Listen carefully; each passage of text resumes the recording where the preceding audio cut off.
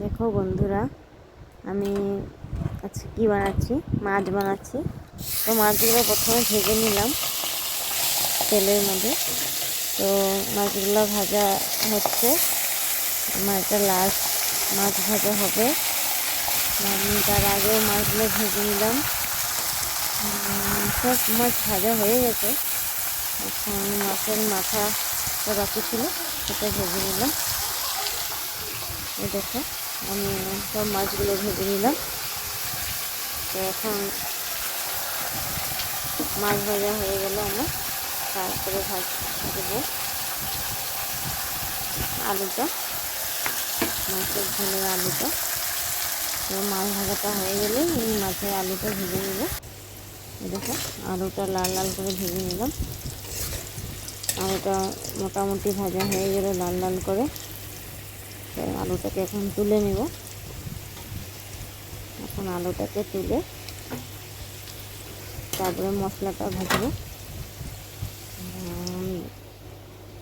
দেখো কী কী কাটলাম আমি, আলু, পেঁয়াজ, টমেটো, ধনেপাতা, আর ওটা মশলা বেটে নিলাম বাটাতে।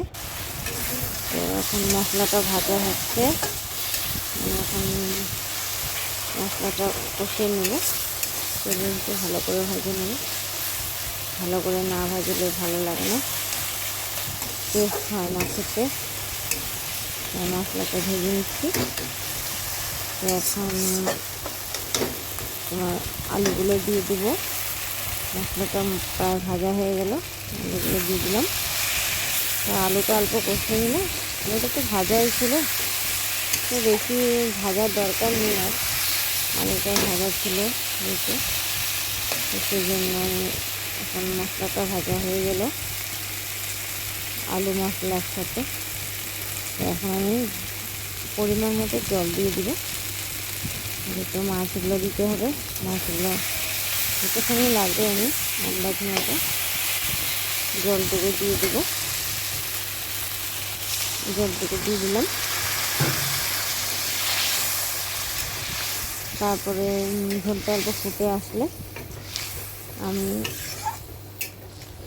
মাছগুলো দিয়ে দিব। ঝোলটা ফুটে আসলো, তাই মাছগুলো আমি দিয়ে দিলাম। এখন মাছটা ফুটলে আমার রেডি মাছের ঝোল, কাতলা মাছের ঝোল আলু দিয়ে রেডি। কার কার ভালো লাগলো কমেন্টে জানিও, রান্নাটা কার কার পছন্দ হলো। আমি সিম্পলভাবে করলাম রান্নাটা। ওকে।